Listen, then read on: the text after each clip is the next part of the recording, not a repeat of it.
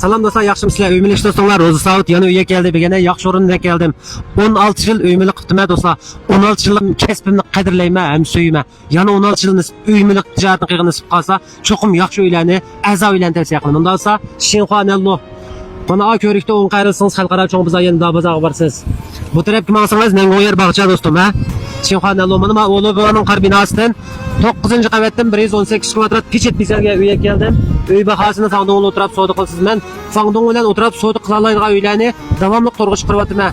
Fangdong bilan o'tirib qilgan savdongiz 50 mingdan 80 ming chiqib yon chiqib qoldi deb o'ylaysiz bo'ldi O'rim shaharda. Jurg'on andosi uyga kirib, uyning tafsilotini ko'rib chiqaylik. Salam dostlar, yaxshimsizlar? Uyga keldim, davomli uyga keldim, uy so'zlayman, uychiman. Ma uyingizdan kirgach kelmayman bu. Shunda pechet bizlarga uyga keldim. Qo'l taraf uyimizning shirkati. Yana hojatxona ishkirtoshda yo'l qurib arilgan do'stlar. Miyadam siz oyoq kiyim bosadigan bir yem o'jandek bir narsa bor chiqdi. Niye keldik? Ma mehmonxonasi uyimizniki. Bu yerda o'tirib tamoq yeyotgansiz, Fangdong mushqiz shu. Fangdong bilan o'tirib savdo qilsiz ma uyinchi, mo jonga aralashmaydi.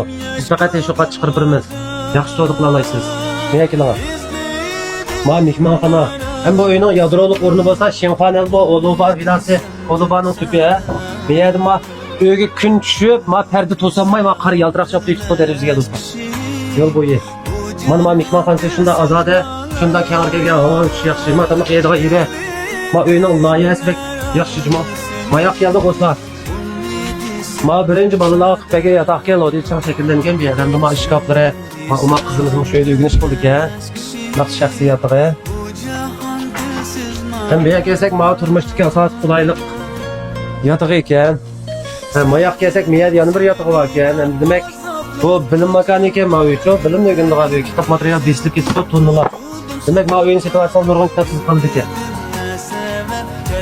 Bu yoqqa kelsak, oshxonasi uyimizdan do'stlar. Juda qulaylik yerda oshxonasi. Bu yerda tomoqni ichib yeysiz, bu yerga ichib yeysiz. Uyimizning umumiy ko'lami 118 kvadrat. Uy egisining Fangdong shahar turibdi, 1.550 ming sotma deydi, musholat qildiki, ma jonshi so'zlanjimo. 1.550 ming sotma musholat berma deydi o'yin do'stlar. Fangdongning tarafiga o'tirib, Fangdong bilan udul qilib o'tirib savdo qilsiz demak. O'tir qavti, ma binoni o'tir qavti. Juma ehtiyojlilar qilishga Shinxuanellodan maktabning yenidan doktorxonaga yaqin bazaga yaqin yerda yo'llanganlar. Ham o'sha situatsiya qilib qilishadi, xayr xo'sh. 记得点赞关注哦。